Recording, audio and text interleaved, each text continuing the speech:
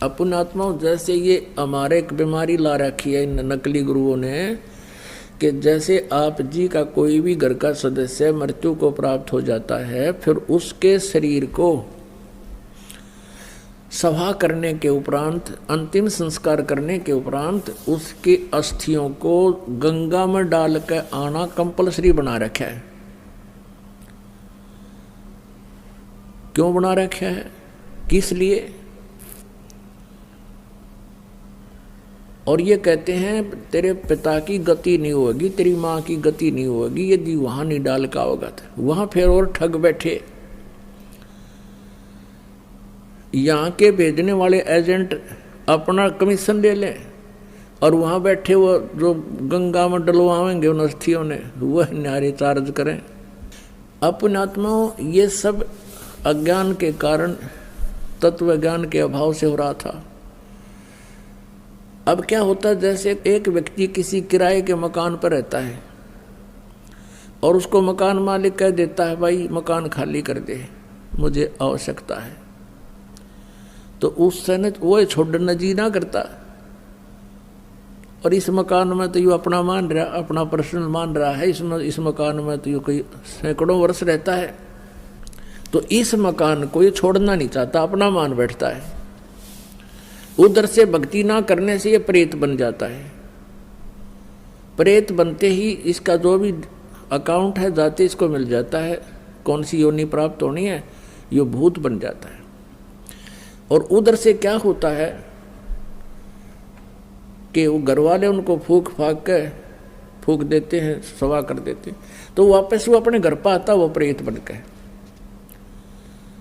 अब घर वाले तो उसको देख नहीं सकते, उसमें आवाज नहीं, वो सुना नहीं सकता, वो वहां धक्के खा के फिर देखता मेरा शरीर कहाँ है। वो जाता शमशान घाट पे। तो इतना इसको ज्ञान होता है प्रेत को कि ये अस्थि मेरी है, ये नहीं है। तो अगर वहाँ उसको कोई अपनी अस्थि मिल जाता है, यो हार्ड ना जड़ा हुआ, उसको चिपक जाता मेरा है, यो मेरा, नुचकती चिपट जाए उसका। और ये सिद्ध ये क्या करते हैं, सेवड़े उन अस्थियों को उठा लाते हैं और वो अस्थि के साथ आता वो प्रेत, फिर वो उसको अपने जंतर मंत्र से जकड़ लेते हैं, अपने अधीन बनाकर फिर वो दूसरों को दुखदाई हो जाते हैं। तो इस कारण से इसका उन्होंने निपटारा करवाने के लिए इन नकलियों ने ये सोचा कि भाई इन अस्थियां न उठाकर तुम वहां डालो, ऐसे गहरे जल में डाल दो जहां ये पितर प्रेत बनकर आवे तो उसका हाथ ना लगे, वो चपका नहीं और वापस तुम्हारे घर ना आ जावे, आसपास भी ना रहे। उनका उद्देश्य तो ये था। अब उससे क्या समाधान हो गया, वो तो बनना था वो बन चुका है, प्रेत बनना था या कोई पशु पक्षी बनना था वो तो बन चुका है अपने पूर्व संस्कार से। अब वो नकीते ठाकर डालें जाओ, प्रेत वो बन ही चुका है। तो ऐसी हमारी ऐसी वृत्ति है इस जीव की। उसी आधार से सुखदेव वाली आत्मा का संस्कार ऐसा था कि उसने गंदे अंडे में ही ऐसे उसका अंडा नष्ट हो गया और उसका वो चिपका रहा, अपना जान के मेरा है मेरा है। यह वृत्ति है हमारी। अपन आत्मा जैसे बच्चा गर्भ में आते ही माता को अपनापन हो जाता है और किसी कारण से वो गर्भपात हो जाता है तो बहुत रोती है कि मेरा था मेरा था। ऐसे ही उस अंडे को गंदा होने पर भी उसने अपना मान रखा था, चिपका बैठी थी आत्मा मेरे, उसका संस्कार ऐसा था। और ये सारा कुछ जो होता है पूर्व निर्धारित संस्कारों से ही होता है। जो पार्वती जी को मंत्र मिला ये भी पूर्व संस्कार थे इसके और पूर्व निर्धारित था।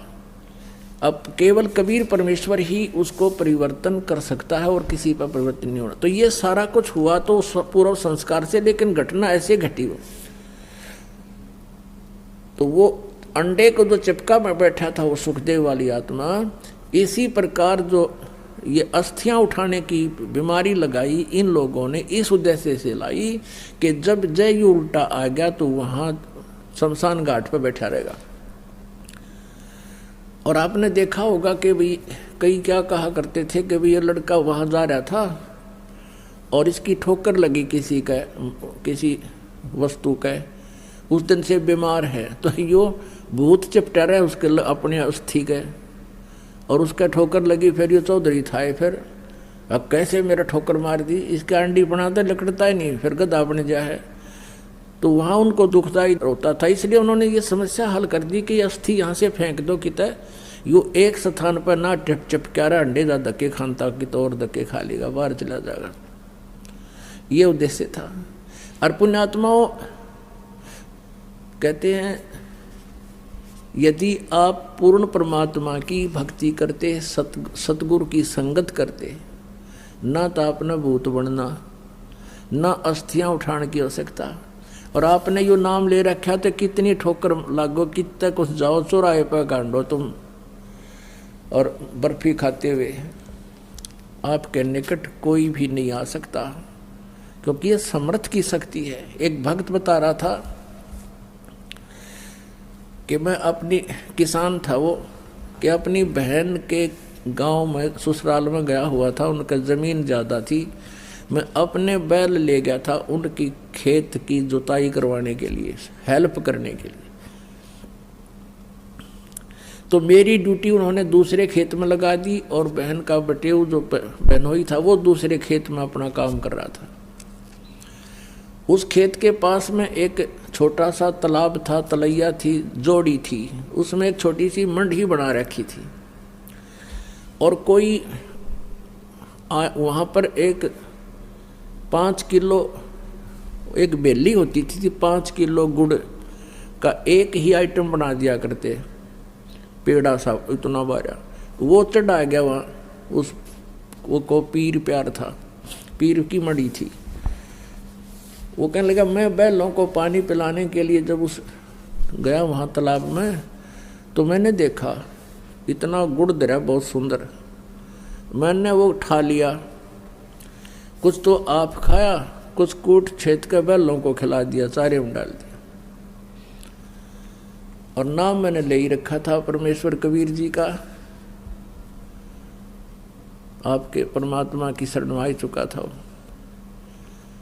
तो फिर मुझे वो इतनी दूर दिखाई दिया, एक दोपहर के समय वहाँ बैठा था मैं, कम से कम 50 फुट की दूरी पर एक 3 फुट का आदमी, सफ़ेद दाढ़ी, सफ़ेद कपड़े और 9 आँखें लाल कर रहा, कहने लगा तू ठाडे की शरण में था, ना तेरा बक्कल तारूं, उतने मेरा गुड़ खा लिया।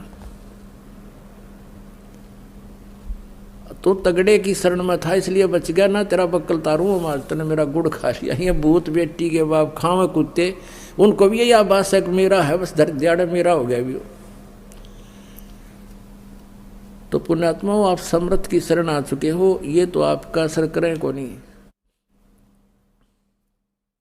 अगर आप ये वीडियो YouTube पर देख रहे हैं तो हमारे चैनल को सब्सक्राइब करें और बेल आइकन को दबाना ना भूलें। अगर आप Facebook पर ये वीडियो देख रहे हैं तो हमारे पेज को लाइक करें।